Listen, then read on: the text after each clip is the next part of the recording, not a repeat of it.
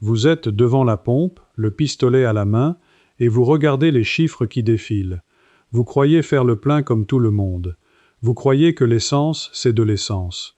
Que ça sorte d'une grande marque au bord de l'autoroute ou de la station du supermarché à côté de chez vous, vous pensez verser exactement la même chose dans votre réservoir.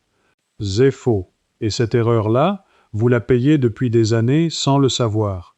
Prenez deux voitures identiques, même modèle, même année, même route. Au bout de 10 ans, l'une tourne comme une horloge et l'autre s'encrasse, cale, tousse et finit chez le garagiste pour des réparations à 4 chiffres.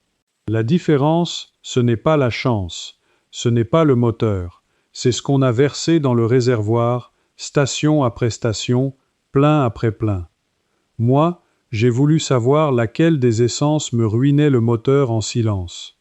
Et j'ai passé des semaines à remonter le fil, jusqu'à une étude américaine de 2016 et une norme secrète créée en 2004 par 6 grands constructeurs automobiles. C'est là que toute l'affaire s'est fissurée. Et le plus beau, c'est que ça marche avec la voiture qui est garée devant chez vous en ce moment même. Pas besoin d'en changer, juste de savoir ce que je vais vous raconter. Tout a commencé dans un petit garage, à côté de Chinon, en Touraine. J'accompagnais mon beau-frère qui venait récupérer sa vieille berline. Le mécanicien, un homme qui avait les mains noires depuis 40 ans, a ouvert le capot, il a regardé un truc que je ne comprenais pas, et il a lâché une phrase que je n'ai jamais oubliée. Il a dit « Celle-là, elle a toujours bu de la mauvaise essence. Ça se voit tout de suite. » J'ai cru qu'il exagérait pour vendre une réparation. J'ai souri poliment. Et puis j'ai commencé à me poser la question, cette question qui ne m'a plus lâché, comment un homme peut-il deviner, rien qu'en ouvrant un moteur, quelle marque d'essence on a mise dedans? Parce que si lui pouvait le voir, c'est que la différence était réelle. Physique, visible à l'œil nu sur les pièces du moteur. Et si elle était visible, elle avait forcément un coût. Alors j'ai commencé à creuser. Et la première chose que j'ai apprise m'a mise en colère. Voilà ce que personne ne vous dit à la pompe. L'essence de base, celle qu'on appelle le carburant brut, elle est presque identique partout. Elle sort des mêmes raffineries. Elle voyage dans les mêmes camions-citernes. Il arrive même que la station de marque et le supermarché d'en face soient livrés par le même camion, le même matin, avec le même produit dans la cuve. Ça, c'est vrai, et ça a longtemps fait dire aux gens « Vous voyez bien, c'est du pareil au même, autant prendre le moins cher. » Sauf que ce n'est pas là que se joue la partie. Ce qui change tout, ce n'est pas l'essence elle-même. Ce sont les additifs qu'on verse dedans juste avant ou juste au moment de la livraison. Des détergents, des agents nettoyants, des molécules invisibles qui ont un seul travail, empêcher votre moteur de s'encrasser. Et là, entre une marque et une autre, ce n'est plus du pareil au même. C'est le jour et la nuit. Parce que ces additifs coûtent de l'argent. Et quand une enseigne veut casser les prix pour vous attirer, la première chose qu'elle rogne, ce sont ces additifs-là. Elle vous vend le carburant de base, propre sur le papier, conforme sur le papier, mais nu, sans la protection, sans le nettoyage. Et vous ne voyez rien, parce que la différence ne se voit pas à la pompe. Elle se voit 10 ans plus tard, dans le garage d'un homme aux mains noires, à côté de Chinon. Vous commencez à comprendre pourquoi ma question ne me lâchait plus. Si la différence était dans les additifs, alors il devait bien exister une manière de savoir lesquels en mettent vraiment, et lesquels vous vendent du vide. Et c'est là que je suis tombé sur quelque chose que les constructeurs eux-mêmes avaient monté en secret, parce qu'ils en avaient assez. Voilà ce que j'ai découvert ensuite. Au début des années 2000, les grands constructeurs automobiles avaient un problème. Des clients revenaient à l'atelier avec des moteurs encrassés bien trop tôt, des soupapes couvertes de dépôts, des injecteurs bouchés, des voitures neuves qui perdaient de la puissance et buvaient trop. Et le pire, pour les constructeurs, c'est qu'on les accusait, eux. On disait « Vos moteurs sont fragiles », alors que le vrai coupable était ailleurs. Il était dans le réservoir. Ils ont fini par comprendre que les normes minimales de carburant, celles imposées à toutes les stations, ne suffisaient pas. Elles garantissaient un carburant qui ne casse pas le moteur tout de suite, mais pas un carburant qui le garde propre sur la durée. Le minimum légal, c'était le plancher, pas la qualité. Alors en 2004, 6 constructeurs se sont réunis. Parmi eux, General Motors, Honda, Toyota, BMW, et ils ont créé leur propre standard, bien plus exigeant que le minimum imposé partout. Un standard qui obligeait à mettre beaucoup plus de détergent dans le carburant. Ils ont donné un nom à ce label, une sorte de sceau de garantie, et ils ont décidé que seules les stations qui mettaient assez d'additifs auraient le droit de l'afficher. Vous savez ce que ça veut dire? Ça veut dire que les fabricants de votre voiture, ceux qui connaissent votre moteur mieux que personne, vous ont averti, il y a plus de 20 ans, que toutes les essences ne se valent pas, et que la plupart des gens n'en ont jamais entendu parler. Moi, la première fois que j'ai lu ça, je me suis assis. J'ai repensé à toutes ces années où j'avais choisi ma station uniquement sur le prix affiché en gros chiffres rouges au bord de la route. À chaque fois que j'avais fait 2 kilomètres de plus pour économiser 3 centimes le litre. Et je me suis demandé combien ces 3 centimes m'avaient coûté en réparation. Mais je n'avais encore qu'une intuition. Il me fallait des chiffres, des vrais. Et c'est là que je suis tombé sur l'étude qui m'a mis une claque. Parce que quelqu'un a fini par mesurer la différence. Noir sur blanc. En 2016, une grande association d'automobilistes a décidé d'en avoir le cœur net. Ils ont pris des carburants qui respectaient le standard exigeant des constructeurs et des carburants ordinaires, ceux du minimum légal. Ils ont fait tourner des moteurs en laboratoire dans des conditions identiques pendant l'équivalent de milliers de kilomètres. Et puis ils ont ouvert les moteurs pour regarder l'intérieur. Le résultat, je m'en souviens encore. Les moteurs nourris au carburant ordinaire avaient jusqu'à 19 fois plus de dépôts sur les soupapes que ceux nourris au carburant riche en détergent. 19 fois, pas 19%, 19 fois plus de crasse. Et le plus fort, c'est ce qu'ils ont observé ensuite. Quand ils ont repris ces moteurs encrassés et qu'ils les ont fait tourner uniquement avec le bon carburant, celui bourré de détergent, une partie des dépôts a fini par disparaître.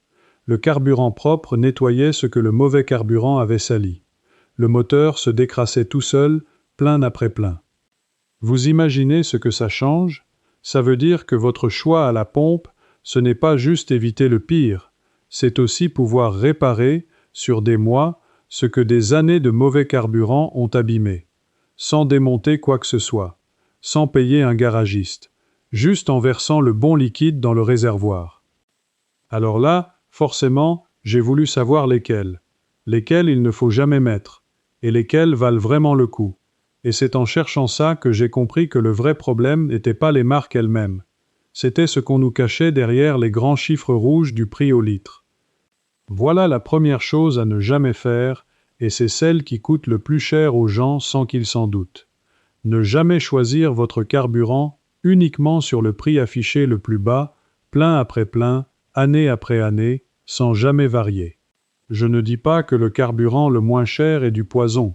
Je dis que si vous ne mettez que ça, du carburant nu, sans jamais donner à votre moteur une dose de détergent, vous accumulez la crasse sans jamais la nettoyer. C'est comme se laver les mains uniquement à l'eau froide toute sa vie. Ça ne vous tue pas, mais la saleté s'installe. Les carburants d'entrée de gamme, ceux vendus à prix cassé pour vous faire entrer dans la boutique, sont souvent ceux qui contiennent le strict minimum de détergent, pas moins que la loi, mais pas un gramme de plus. Et sur une voiture qui a déjà quelques années, ce strict minimum ne suffit pas à décoller ce qui s'est déposé. Deuxième erreur, et celle-là fait mal au portefeuille très vite, mettre un carburant avec trop d'éthanol dans un moteur qui n'est pas fait pour ça. Vous avez vu apparaître ces essences avec un petit E et un chiffre à côté. Le chiffre, c'est le pourcentage d'alcool, d'éthanol, mélangé à l'essence. Certaines montent jusqu'à 10%, d'autres bien plus. L'éthanol, c'est moins cher, c'est présenté comme plus écologique, et pour beaucoup de voitures récentes, ça ne pose aucun problème. Mais sur les moteurs plus anciens, ceux d'avant le milieu des années 2000, l'éthanol attaque. Il attaque les joints, les durites, certaines pièces en caoutchouc et en aluminium. Il attire l'humidité dans le réservoir. Et si votre voiture n'est pas prévue pour, vous payez en pièces ce que vous avez cru économiser en carburant. J'ai vu des gens changer une pompe à essence entière parce qu'ils avaient nourri pendant 2 ans une vieille voiture avec un carburant trop alcoolisé. Alors, la règle est simple. Vous ouvrez la trappe de votre réservoir. Souvent, à l'intérieur de la trappe ou dans le manuel, il y a écrit quel carburant votre moteur accepte. Vous vérifiez une seule fois, et vous ne vous trompez plus jamais. Troisième chose à ne jamais faire, et je l'ai faite pendant des années comme un idiot.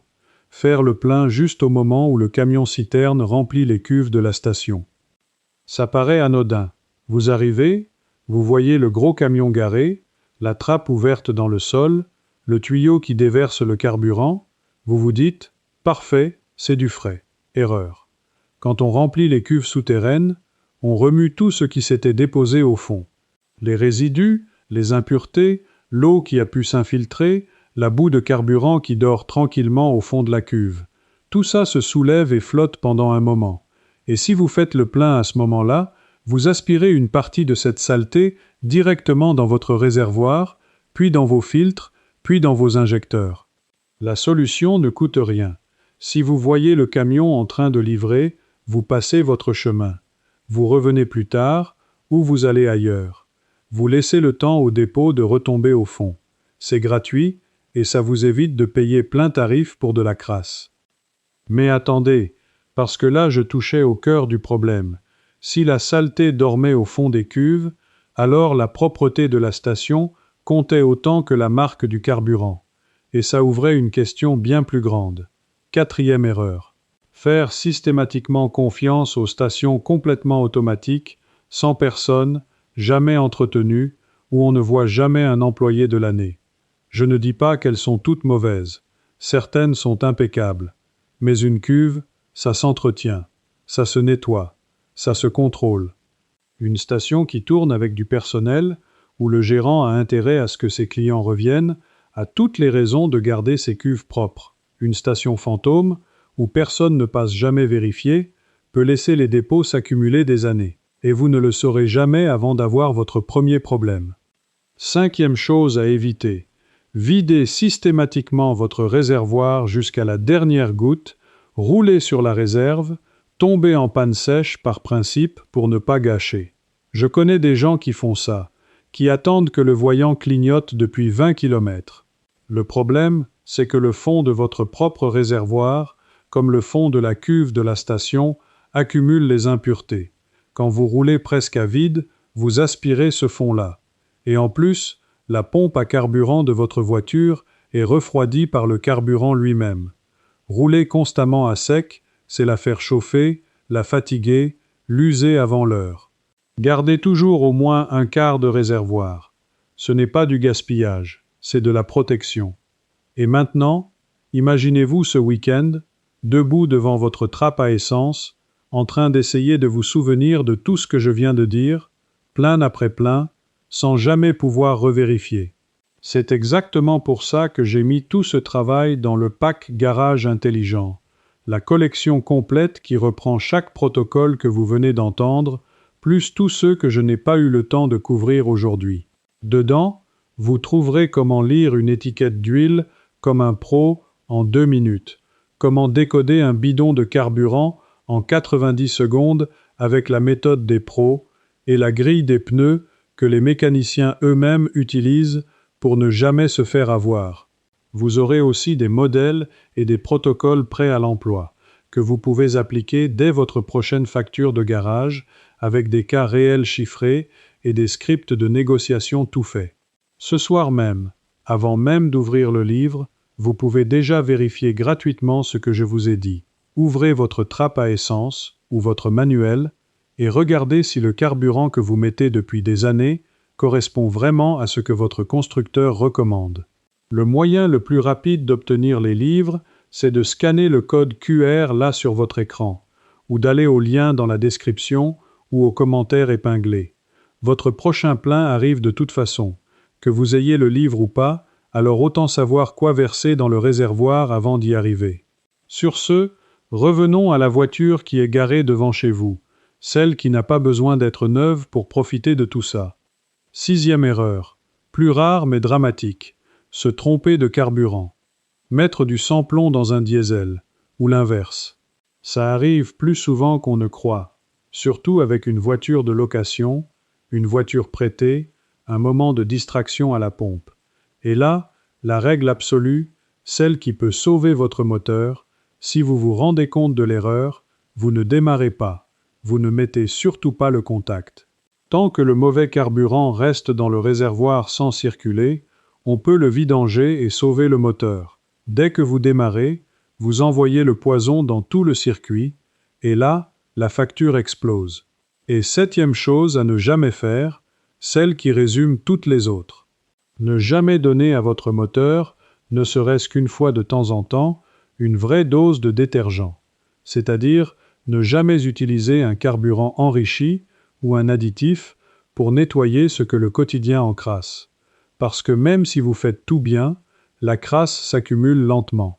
Et si vous ne la nettoyez jamais, elle finit par gagner.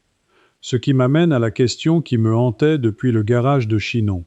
Si le vrai secret, c'était les détergents, alors comment faire quand on n'a pas les moyens de rouler à l'essence premium tout le temps? Et c'est là que je veux m'arrêter et vous parler à vous, directement. À vous qui vous dites en ce moment, tout ça, c'est bien joli, mais moi j'ai une petite retraite, je surveille chaque plein, je ne peux pas me permettre le carburant le plus cher à chaque fois. Cette partie-là, je l'ai écrite pour vous, parce que ce que j'ai trouvé ne demande ni plus d'argent, ni un garage, ni une voiture neuve. Ça marche avec la voiture que vous avez, telle qu'elle est, dès votre prochain plein. Voici la méthode que j'ai fini par appliquer et qui ne coûte presque rien. Vous n'avez pas besoin de mettre du carburant premium à chaque fois. Ce serait effectivement trop cher pour beaucoup d'entre nous. Ce dont votre moteur a besoin, c'est d'une cure régulière.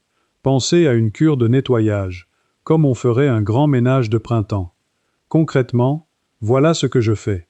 Le reste du temps, je roule avec un carburant correct, propre, d'une station sérieuse. Mais une fois par mois environ, ou tous les 4 à 5 pleins, je fais un plein complet avec un carburant enrichi en détergent, un de ceux dont je vais vous parler tout à l'heure. Ce seul plein régulier suffit à décoller une bonne partie de ce qui s'est déposé entre-temps.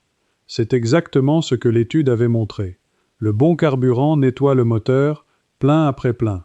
Vous n'avez pas besoin de le mettre tout le temps. Vous avez besoin de le mettre régulièrement. Et si même ça vous paraît trop cher, il y a encore moins onéreux. Dans n'importe quel magasin d'accessoires auto, on trouve des petits bidons d'additifs nettoyants pour injecteurs. Vous en versez un dans un plein complet, de temps en temps. Ça revient à quelques euros, répartis sur des centaines de kilomètres. Et ça apporte à votre moteur cette dose de détergent dont il a besoin, quelle que soit l'essence que vous mettez le reste du temps. C'est le geste le plus économique que je connaisse pour éviter les grosses réparations. Il y a encore une astuce qui ne coûte rien du tout et que le vieux mécanicien de Touraine m'a confirmé plus tard. Une fois par mois, offrez à votre moteur un long trajet sur route ou sur autoroute, à bonne allure et à bon régime, pendant au moins 20 minutes. Si vous ne faites que de petits trajets en ville, le moteur ne monte jamais assez en température pour brûler les dépôts. Il reste tiède, il s'encrasse, il n'arrive jamais à se nettoyer. Un long trajet régulier, ça fait grimper la température, ça brûle une partie de la crasse, ça sèche l'humidité du réservoir, c'est gratuit. C'est juste une balade, et ça prolonge la vie de votre moteur. Vous voyez, rien de tout ça ne demande d'être riche, ça demande juste de savoir. Et c'est précisément ce savoir-là qu'on a laissé se perdre pendant que les grands chiffres rouges du prix au litre occupaient toute la place dans nos têtes. Mais je vous avais promis les 3 qui valent vraiment le coup. Et pour comprendre pourquoi, il faut que je vous raconte ce que j'ai fini par trouver tout au fond de mon enquête. Parce que c'est là que toute l'affaire s'est enfin éclairée. Les 3 carburants qui valent vraiment le coup, ce sont ceux que les grandes marques appellent leurs carburants supérieurs, leur gamme premium. Vous les connaissez de nom sans forcément savoir ce qu'ils cachent. Il y a les carburants haut de gamme des grandes enseignes historiques, ceux qui portent un nom qui sonne comme une promesse de puissance et de performance. Ce ne sont pas des noms choisis au hasard par le marketing. ce sont précisément ces carburants-là qui contiennent la dose maximale de détergent bien au-dessus du minimum légal, souvent au niveau du standard exigeant créé par les constructeurs en 2004. Le premier, c'est le carburant supérieur des grandes stations de marque installées le long des grands axes, celles qui existent depuis des décennies et dont la réputation repose sur les longues distances. Ce sont elles qui ont le plus investi dans les additifs, parce que leurs clients roulent beaucoup et jugent sur la durée. Le deuxième, c'est le carburant enrichi de ces mêmes enseignes proposées en ville, celui qui coûte quelques centimes de plus que l'ordinaire, mais qui contient la formule nettoyante complète. Quelques centimes de plus au litre, contre des centaines d'euros de réparation évitée. Faites le calcul, je l'ai fait, et il n'y a pas photo. Et le troisième, ce n'est pas une marque, c'est une catégorie. C'est n'importe quel carburant, même celui de votre station habituelle, auquel vous ajoutez vous-même la dose de détergent avec un additif de qualité. Parce que ce qui compte, au fond, ce ne sont pas les lettres sur l'enseigne. Ce sont les molécules qui nettoient votre moteur. Et ces molécules, vous pouvez les acheter à part, pour quelques euros, et les offrir à votre voiture quand vous voulez. Voilà où mon enquête m'a mené. Et voici la pièce qui a tout fait basculer, celle que je gardais pour la fin. En remontant jusqu'aux origines de cette histoire d'additifs, je suis tombé sur un fait que presque personne ne connaît. L'obligation de mettre le moindre détergent dans l'essence, dans la plupart des pays, est récente, très récente. Avant le milieu des années 90, on pouvait vendre du carburant totalement nu, sans le moindre agent nettoyant. Et c'est justement parce que les moteurs s'encrassaient de manière catastrophique que les autorités, aux États-Unis d'abord, à partir de 1995, ont imposé une dose minimale de détergent dans toute l'essence vendue. Mais voilà le piège. Cette dose minimale a été calculée pour être la moins chère possible. Un plancher. Le strict nécessaire pour que les moteurs ne meurent pas trop vite. Et à partir de ce moment-là, la plupart des vendeurs de carburant se sont contentés de ce plancher. Pas plus. Pourquoi payer davantage d'additifs si la loi ne l'exige pas et si le client, à la pompe, ne voit aucune différence? C'est exactement ce qui a poussé les 6 constructeurs à se rebeller en 2004. Ils avaient compris que le minimum légal était devenu la norme et que cette norme encrassait les moteurs de leurs clients. Alors ils ont créé leur propre standard, bien plus élevé, pour dire au monde « le minimum ne suffit pas. Voilà ce que devrait vraiment contenir votre carburant. » Et le secret, le vrai, celui que j'ai mis des semaines à comprendre, le voici. La différence de coût entre un carburant qui ne contient que le minimum légal de détergent et un carburant qui en contient assez pour garder votre moteur propre à vie est ridicule. On parle de quelques centimes par litre. Quelques centimes. Pour cette poignée de centimes, on vous laisse le choix entre un moteur qui s'encrasse jusqu'à 19 fois plus et un moteur qui reste propre et qui se nettoie tout seul. Autrement dit, on a construit tout un système où l'on affiche en gros le prix au litre, le fameux chiffre rouge, pour que vous compariez uniquement là-dessus. Et pendant que vous économisez 3 centimes le litre, vous accumulez les dépôts, vous perdez de la puissance, vous consommez plus, et vous vous rapprochez de la grosse réparation.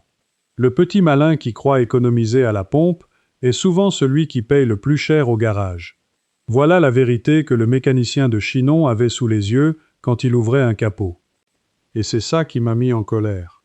Pas qu'il existe des carburants premium, mais qu'on ait laissé croire à des générations entières que l'essence, c'est de l'essence, du pareil au même, alors que la différence était connue, mesurée, documentée et cachée derrière un chiffre rouge conçu pour attirer l'œil.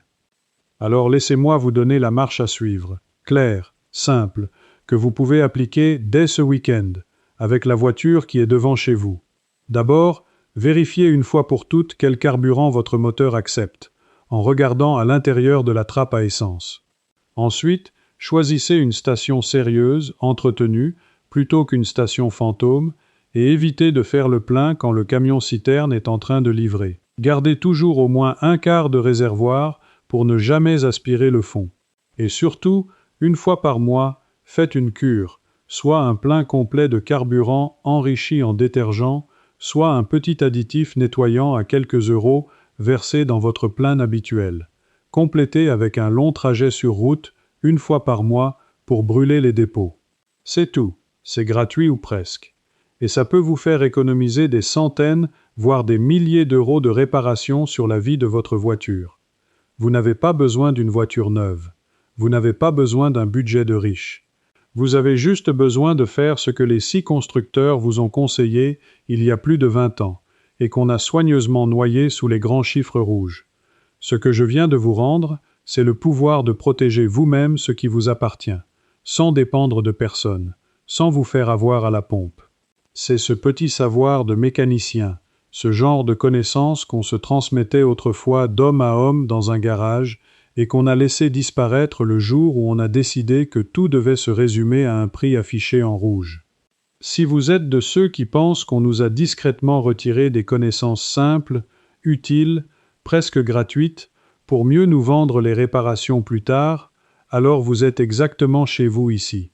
Vous n'êtes pas un client. Vous êtes quelqu'un qui reprend ce qu'on lui avait pris. Maintenant, j'ai une question pour vous, et je veux vraiment votre réponse. Vous, avez-vous déjà fait le plein pendant qu'un camion-citerne remplissait les cuves, sans savoir que vous aspiriez peut-être la crasse du fond? Ou bien vous a-t-on déjà dit, comme à moi à Chinon, qu'une voiture avait toujours bu de la mauvaise essence? Racontez-moi votre histoire dans les commentaires, juste en dessous. Dites-moi aussi d'où vous me regardez, de quelle région, de quel pays.